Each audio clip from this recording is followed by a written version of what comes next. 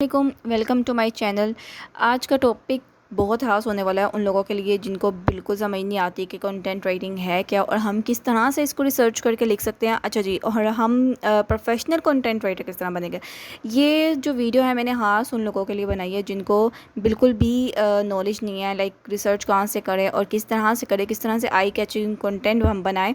अच्छा, बेसिकली मैं आपको इस इंट्रो इसका बताऊँगी कि कंटेंट राइटिंग एक्चुअली में होती क्या और हम किस तरह से एक कंटेंट को आई कैचिंग बना सकते हैं या हम इसमें क्या चीज़ें ऐड करेंगे जो कि वो एक क्लाइंट के लिए बिल्कुल ख़ास सा बन जाए और वो आपका काम जो है वो पसंद करे और आपको back to back work provide करे। अच्छा, कंटेंट हमारा इफ़ेक्टिव होना चाहिए, उसकी जो इफ़ेक्टिवनेस है जो वो इंगेजिंग होना चाहिए, एंटरटेनमेंट में आना चाहिए और अचीव करे हमारे बिज़नेस गोल्स को। मतलब ये 3 बेसिक चीज़ें हमारी उसमें लाजमी होना चाहिए ताकि वो जो है क्लाइंट को लगे कि हाँ, जो मैं एक्चुअल चाह रहा हूँ हमने वही आपने प्रोवाइड किया है। तो ऐसा होता है कि हमें सबसे पहले जो है ना रिसर्च करनी पड़ती है, हम किस तरह से इफ़ेक्टिव कंटेंट को हम इंगेजिंग बनाएं और इस पे हम किस तरह से वर्किंग करेंगे, ये मैं आपको स्टेप बाय स्टेप बताऊंगी।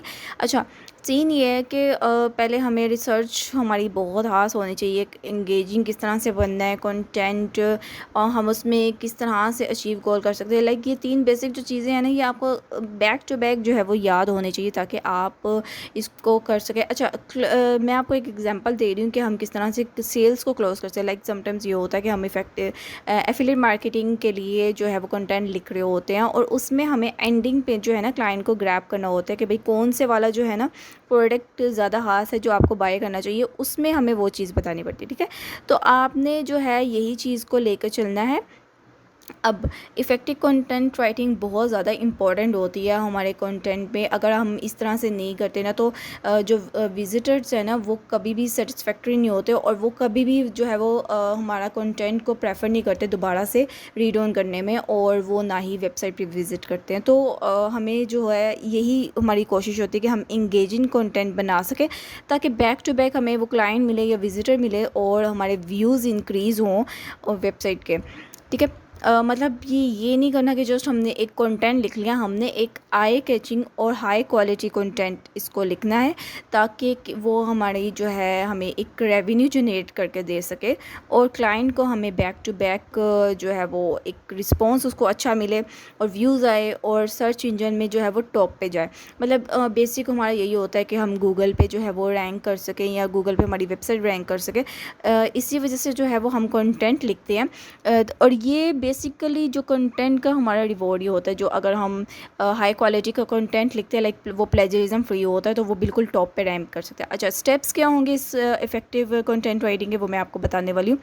अच्छा जी, राइट आ हेड टर्निंग हेडलाइंस। ठीक है, आपने जो है ना एक ऐसी हेडलाइन लिखनी है जो कि बहुत अट्रैक्टिव हो, लाइक वो टाइटल भी हो सकता है। उसके बाद आपने एक हुक लिखना है, लाइक उसका इंट्रो पैराग्राफ हो सकता है। ठीक है, और क्लाइंट को जो हुक से ही वो अट्रैक्ट होता है कि हाँ ये कंटेंट अच्छा है और इसने काफ़ी अच्छी रिसर्च की होगी और ये एक सिंगल पर्पस के लिए ही होगा। लाइक आपने ये नहीं होगा कि आपने पहले जो है वो डिफरेंट बात की, दूसरी डिफरेंट बात कर ली, तो ये बिल्कुल नहीं होना चाहिए। और यूनिकनेस बिल्कुल होनी चाहिए इसमें कि आपकी टोन जो है ना राइटिंग की वो यूनिक शो कर रही हो और वो ऑप्टिमाइज डिजिटल कंटेंट हो जाए इन दी एंड।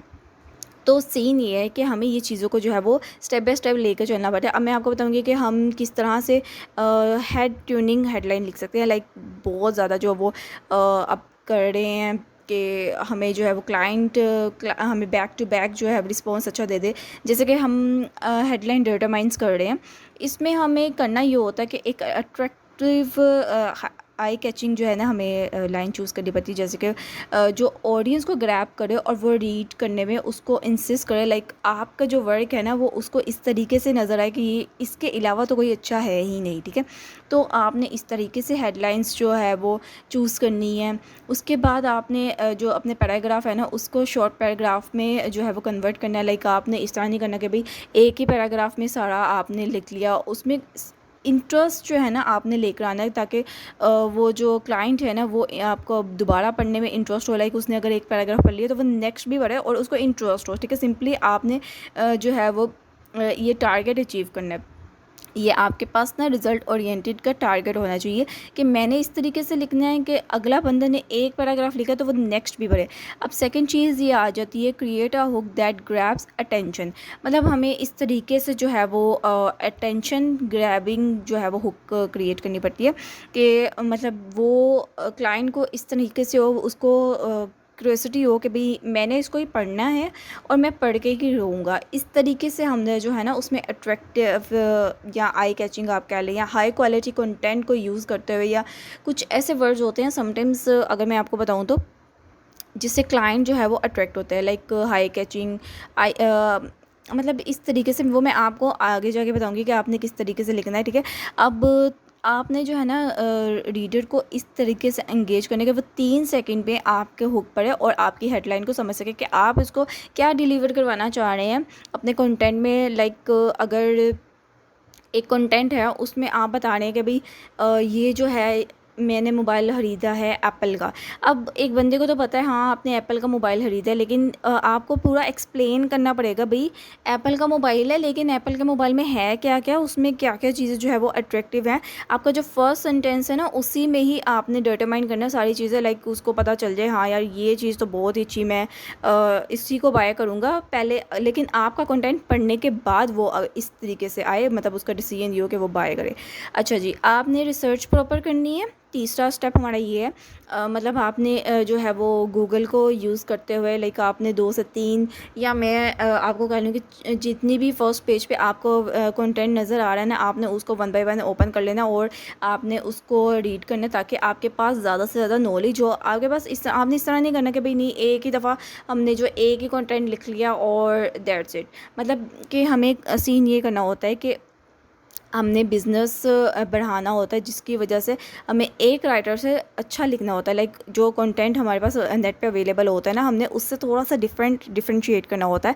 जैसे कि उसमें हम इंक्लूड स्टैटिस्टिक्स भी इंक्लूड कर सकते हैं, डेटा भी कर सकते हैं, कुछ इमेजेस भी कर सकते हैं। मतलब ये हमारी अपनी मर्ज़ी होती है कि हमने क्लाइंट को किस तरीके से ग्रैब करना है उसकी अटेंशन, ताकि वो जो है वो उसको मज़ा आए और फ्लो में रहे और वो पूरा हमारा कंटेंट रीड करके जाए। अच्छा जी, focus on a single purpose. आपने ये याद रखना है कि आपका जो कंटेंट है ना वो एक ही पर्पस के लिए यूज़ हो। आप इस तरह नहीं कर सकते कि भाई आपने स्टार्टिंग में जो है वो दूसरी चीज़ के बारे में बता रहे हैं और एंड पे आपका जो है वो एक कंटेंट बिल्कुल ही डिफरेंट हो गया। लाइक आपने 3 से 4 चीज़ों को मर्ज करके एक कंटेंट लिख लिया, ऐसा बिल्कुल नहीं करना। आपका एक ही पर्पस होना चाहिए, एक ही इंटेंट होना चाहिए, इंट्रो वगैरह सारा कुछ एक ही चीज़ को बयान करो। मतलब अगर कोई हम प्रोडक्ट सेल आउट कर रहे हैं तो उसी प्रोडक्ट की बेनिफिट, उसके जो है वो लाइक्स डिसलाइक्स सारा कुछ आपने उसमें एक कंटेंट में ऐड करना है। ये नहीं कि आप दूसरा प्रोडक्ट उठाएंगे और उसी के आप लिख रहे होंगे, ठीक है। तो ये चीज़ बहुत ज़्यादा इंपॉर्टेंट होती है आपकी राइट अप्स पे। मतलब कि अब देखिए, you should identify at least one की मैसेज। ठीक है, आपको एक मैसेज देख लेना है, ठीक है, और उसको डिज़ाइन करना है अपने आइडिया के मुताबिक। लाइक आपने इस तरीके से लिखना है जैसे आपने कभी पहले लिखा ना हो या किसी भी राइटर ने उसको लिखा ना हो, ठीक है। आपने कंटेंट में मेन पॉइंट्स ऐड करने हैं, जितने ज़्यादा हो सके आप कर सकते हैं, या आप पे डिपेंड करता है, क्योंकि आपका मेन मकसद सिर्फ यही होना चाहिए कि आपने एक कंटेंट को आई कैचिंग बनाना है, ठीक है। और नेक्स्ट स्टेप हमारा है right in a unique voice. आपको इस बात का ख्याल रखना चाहिए कि आपकी जो वॉइस है ना, मतलब वॉइस ऑफ टोन, जो राइटिंग की वॉइस आ रही है वो बिल्कुल यूनिक होनी चाहिए। उसमें ऐसा क्लाइंट को ये शो नहीं होना चाहिए कि भाई इसने जो है वो गड़बड़ की हुई है, ये कंटेंट अच्छा नहीं है, ये स्पिन वर्क में आ रहा है। मतलब ये काफ़ी चीज़ें जो होती हैं वो नोटिस होती हैं और हमें इस चीज़ को लेकर फॉलो करना होता है। तो इसीलिए आप ये इम्पोर्टेंट पार्ट है कि आपने जो है वो यूनिक वॉइस रखनी है। आपने बिल्कुल भी डिफरेंशिएट नहीं करनी है। क्लाइंट को ये बिल्कुल भी नहीं लगना चाहिए कि ये कंटेंट बिल्कुल फारिग है, मतलब उसको इस तरह लगना चाहिए कि भाई इसके अलावा कोई कंटेंट ही नहीं है हमारे पास, ठीक है। तो आपने इस तरीके से लिखना है। अब कंटेंट जो आप पब्लिश करेंगे ना वो आपकी कंपनी के हवाले से होगा। लाइक आप अपनी कंपनी को रिप्रेजेंट कर रहे होंगे, जैसे कोई प्रोडक्ट होगा या कोई आपकी कंपनी होगी, आपने उसी को रिप्रेजेंट करना है। आपने ये नहीं कहना कि भाई ये मैं चीज़ें जो है वो सेल आउट करूँ, ठीक है। आई रियली होप कि आपको मेरी ये वीडियो पसंद आई होगी। वीडियो पसंद आई हो तो सब्सक्राइब ज़रूर कर दीजिएगा। इंशाल्लाह नेक्स्ट वीडियो में मैं आपको बताने वाली हूँ कि हम प्रॉपर्ली किस तरीके से लिखेंगे। ओके जी, अल्लाह हाफिज़।